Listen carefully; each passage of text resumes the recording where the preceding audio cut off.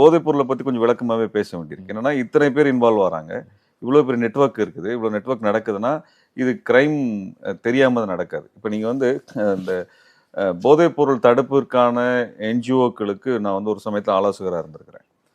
அந்த சமயங்கள்ல நம்ம வந்து பார்க்கும் பொழுது இது அனைத்தையுமே வந்து மானிட்டர் பண்ணக்கூடிய வாய்ப்புகள் இருந்தது.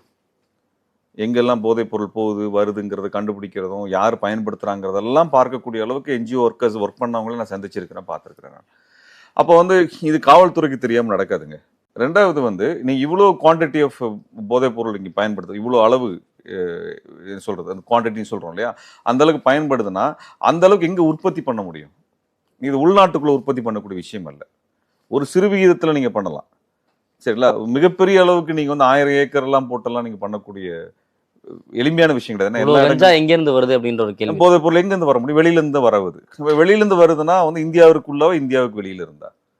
இந்தியாவுக்கு வெளியில இருந்து போதைப் பொருள் வர்றதை பார்க்குறோம். இப்போ நீங்க இந்தியாவில் கடந்த 30-40 ஆண்டுகள் எங்கெல்லாம் போதைப் பழக்கங்கள் அதிகமாக இருந்தது அப்படின்னா இருக்குது அப்படின்னா, ஒன்று பஞ்சாப்ல வந்து மிக மோசமான போதைப் பழக்கங்கள் இருக்கு. ராஜஸ்தான்ல போதைப் பொருள்களை வியாபாரம் செய்வதற்கு அனுமதிக்கப்பட்டவர்களே 18,000-19,000 பேர் இருக்கிறாங்க. நான் சொல்ல 15 வருஷத்துக்கு முன்னாடி. பஞ்சாப்ல வந்து அங்க இருந்த உரிமை போராட்டத்தை நசுக்குவதற்காக அல்லது அதை தடம் புரட்டுவதற்காக போதைப் பொருள் பயன்படுத்தப்பட்டது.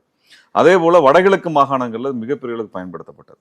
அந்த போதைப் பொருள் பழக்கம் என்பது இந்த ஊசி போடுவது என்பதில் ஆரம்பிச்சு ஒரே சிரிஞ்சியை பல பேர் பயன்படுத்துறது வந்து அதுல எய்ட்ஸ் பரவ ஆரம்பிச்சு அது மிகப்பெரிய பிரச்சனையாக வடகிழக்கு மாகாணங்கள்ல நடந்தது வந்து 2000 ஆரம்பங்கள்ல இருந்து நீங்க பாத்தீங்கன்னா அந்த 10 ஆண்டுகள்ல ஒரு மிகப்பெரிய கேசஸ் அங்க நார்த் ஈஸ்ட்ல மிகப்பெரிய கேஸ், நாகாலாந்து மணிப்பூர்ல அது மிகப்பெரிய கேசஸ். ஏன்னா அப்பதான் அங்க வந்து மிகப்பெரிய போராட்டங்கள், மாணவர் போராட்டங்கள், இளைஞர் போராட்டம் நடந்த காலகட்டம் அது. இப்போ தமிழ்நாட்டில் பார்த்தீங்கன்னா 2009க்கு பின்னாடி காலகட்டத்தில் தொடர்ச்சியான போராட்டங்கள், 16-17க்கு பின்னாடி பார்த்தா ஒரு ஆண்டுல வந்து 20,000 போராட்டங்கள் 30,000 போராட்டம் நடந்த இடத்துல இப்போ அடுத்த தலைமுறையை மட்டுப்படுத்துவதற்கு இந்த போதைப் பொருள் இறக்கப்படுகிறது. நான் வெளிப்படையாக குற்றம் சாட்டுறேன். இது இந்திய அரசினுடைய வேலை. தமிழ்நாடு அரசு இது பற்றி அக்கறை கொள்ளவில்லை. தமிழ்நாடு அரசினுடைய காவல்துறை இதை பற்றி எந்தவித பொறுப்பெடுக்கவும் இல்லை. பல இடங்கள்ல போதைப் பொருள் எங்க இருக்குது? இந்திய அரசோட வேலைன்றீங்க, தமிழக அரசு வந்து அக்கறை எடுத்துக்கொள்றீங்க. ரெண்டுமே துணை போகுதுன்னு சொல்றீங்களா இல்ல என்ன சொல்ல வரீங்க? செயலற்றது நிக்குது. செயலற்ற இது என்னன்னே புரிஞ்சுக்காம நிக்கிறாங்களா? ஏன்னா வந்து ஒரு கட்சிக்கு இது மாதிரியான கொள்கை எல்லாம் ஒன்றும் கிடையாது. ஆனா இந்துத்துவ அமைப்புல இருக்கிறவன் போதைப் பொருள் விற்கிறான் அப்படிங்கிறத நேரடியா கேள்விப்படுறோம். நாங்க களத்துல இறங்கி வேலை செய்யறோம், எங்களுக்கு தகவல்கள் வருது. காவல்துறை சொன்னோம்னா சொன்னவன் அடி வாங்குறான்.